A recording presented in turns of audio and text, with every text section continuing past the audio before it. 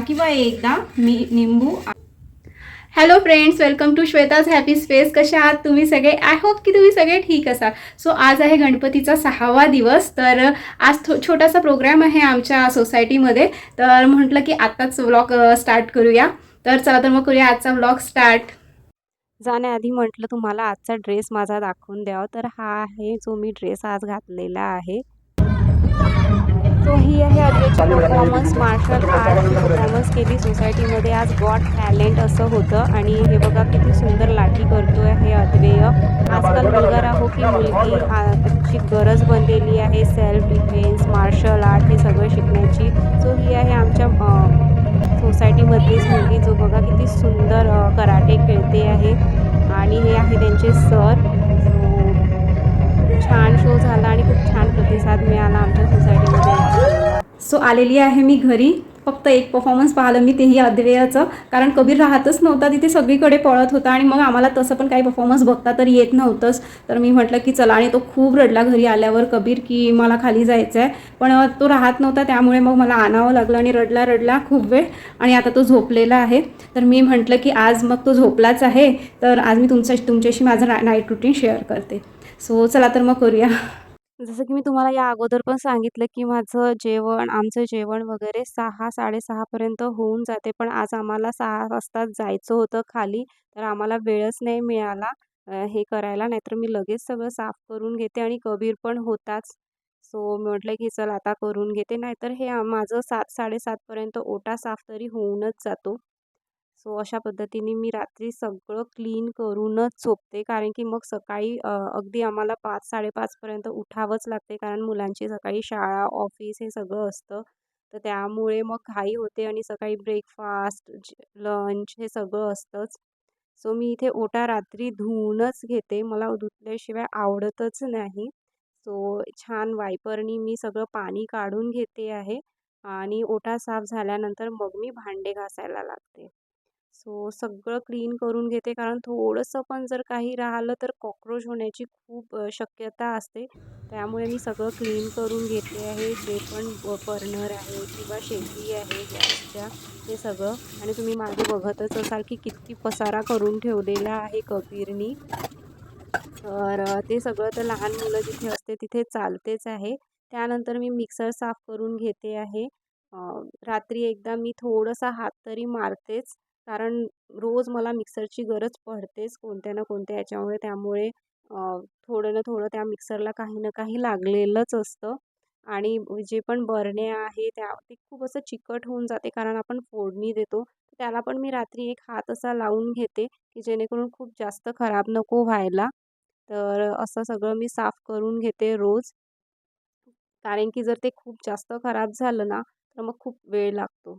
आणि इथे मी सकाळसाठी काही बदाम, किशमिश आणि अक्रोड भिजू घालते आणि भाजी संपलेली आहे, त्यामुळे मी चणे भिजू घालते। आणि ब्रेकफास्टसाठी ना मी 1 कप मुगाची डाळ, थोडंसं उडदाची डाळ 2 टेबलस्पून आणि जेवढी उडदाची डाळ घेते तेवढेच मी तांदूळ असं छान धुवून घेतलेलं आहे आणि त्याला आता मी रात्रभर भिजू घालणार आहे आणि हे आपण याचे आता सकाळी डोसे करूया। बाकी सगळं मी हॉल क्लीन करून घेते आहे, कारण माझे हस्बंड आणि जो मोठा मुलगा आहे ते उद्या त्याचा डान्स आहे, तर त्याचे ड्रेस घ्यायला गेलेले आहे आणि कबीर पण झोपला आहे। तर मी म्हटलं की आता सगळं व्यवस्थित साफ करून घेते। सो अशा पद्धतीने मी सगळं साफ करून घेतलेलं आहे आणि त्यानंतर आता आलेलं आहे स्वतःचं क्लीन करायला। तर इथे मी लिपस्टिक लावली होती, तर त्यामुळे मी बाकी सगळं काही नाही वापरत, नारळाचं तेल वापरते ही लिपस्टिक काढायला, कारण ही मॅट लिपस्टिक आहे आणि लवकर अशी निघत नाही। आणि टिश्यू पेपरनी त्याला साफ करून घेतलं आहे, बघा किती छान क्लीन झालेलं आहे। सो मी बाकीचं असं वेगळं काहीच नाही मेकअप काढायला, मी नेहमी नारळाचं तेलच वापरते। सो इथे मी आता नारळाचं तेल लावून घेतलेलं आहे आणि आता फेस वॉश करून घेते मी छानपैकी आणि आपल्या फिंगर टिपनी माझ्या डोळ्याच्या खाली पण साफ करून घेते, कारण डोळ्याची आजूबाजूची स्किन खूप नाजूक असते ना, त्यामुळे मी फिंगर टिप हा तेवढं प्रेशर नाही लागत फिंगर टिपचं। सो त्यामुळे आणि काजळ पण काढून घेतलेलं आहे, झाली आहे मी फ्रेश। सो ऑलमोस्ट झालेले आहे माझे सगळे कामं। आज खूप छान आरामात व्यवस्थित कामं झाले, कारण आज कबीर लवकर झोपलेला आहे। सो चला, आणि आता हे लोक ना ड्रेस आणायला गेले, अद्वै आणि अद्वैतचे पप्पा, पण ते अजून नाही आले. मी त्यांना फोन केला तर ते बोलले की खूप गर्दी आहे इथे ड्रेसेससाठी. ऑफकोर्स आता गणपतीचे सीझन सुरू आहे, सगळ्या सोसायटीमध्ये फंक्शन्स असतात, त्यामुळे ड्रेसेस मिळायला खूप त्रास जाते आहे. पण ते बोलले की होऊन जाईल आहे, येतो आम्ही थोड्या वेळात. तर आता मी त्यांची वाट बघते, नाहीतर अदरवाईज मी आतापर्यंत झोपून गेली असती. म्हणजे आम्ही सगळेच झोपून गेलो असतो. किती वाजले? 10 वाजून गेलेले आहे. ठीक आहे, आता येतीलच ते. आपण भेटूया सकाळी. जर ड्रेस लवकर आणला तर मी दाखवेल तुम्हाला, जर त्यांनी ट्राय केलं तर घरी. अदरवाईज उद्या मी तुम्हाला डान्सचा व्हिडिओ तर दाखवेलच. सो चला, तर मग जर मला वाटलं की हा व्हिडिओ खूप मोठा नाही झाला आहे तर मी सकाळचा ब्रेकफास्ट तुमच्याशी नक्कीच शेअर करेल आहे. नाहीतर मग आपण भेटूया नेक्स्ट व्लॉगमध्ये. चला, गुड नाईट, स्वीट ड्रीम. सकाळचे 5 वाजलेले आहे आणि मी इथे जे आपण डाळ भिजू घातलेली होती ना, ते मी बारीक करून घेते सगळ्यात अगोदर, म्हणजे त्याला छान भिजायला वेळ होईल. आता याला मी छान फेटून घेते आहे. जेवढं चांगलं फेटलं ना तेवढी छान वाटते ही डाळ. Good morning. जेवढं छान फेटू आपण तेवढे छान वाटतात डोसे खायला. आज मातीची भांडी आपण कशी वापरायची ते बघूया. जेव्हा पण आपण मातीची भांडी नवीन आणतो ना, तर त्याला 2 दिवस पाण्यामध्ये भिजू घाला. मग त्याला ना पिठाने धुवायचं.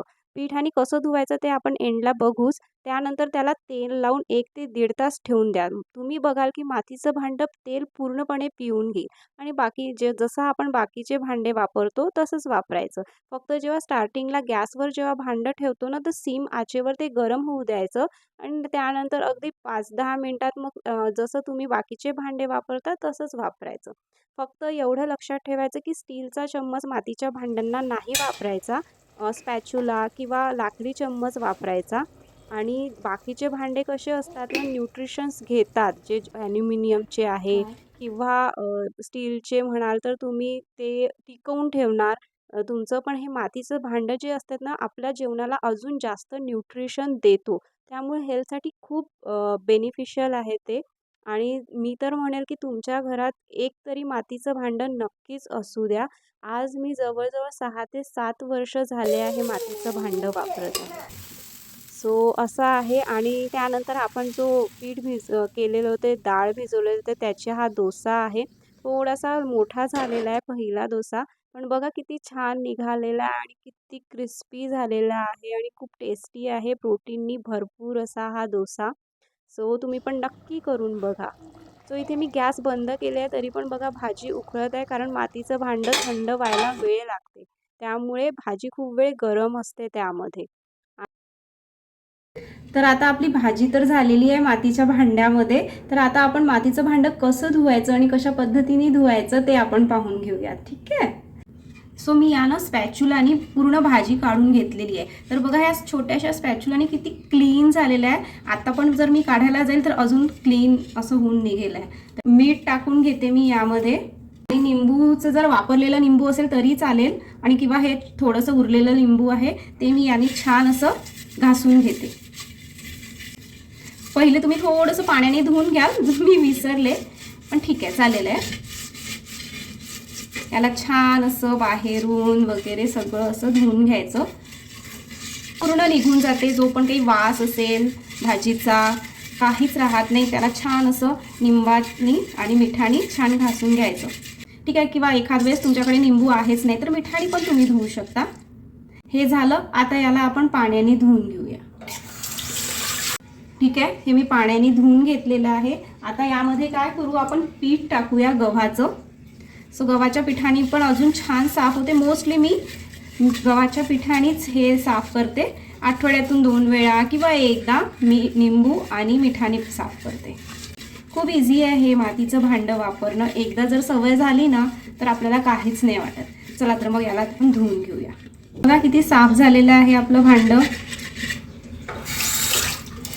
याला आपण छान आता पुसून घेऊया. भांड्याला आता मी पुसून घेते आणि तुम्हाला भेटते नेक्स्ट व्लॉगमध्ये. तोपर्यंत लाईक करा, शेअर करा, कमेंट करा आणि सबस्क्राईब करा. आणि मला सांगा तुम्हाला आजचा व्लॉग कसा वाटला, प्लीज कमेंट करा. तर चला तर मग भेटूया नेक्स्ट व्लॉगमध्ये. Thank you, bye.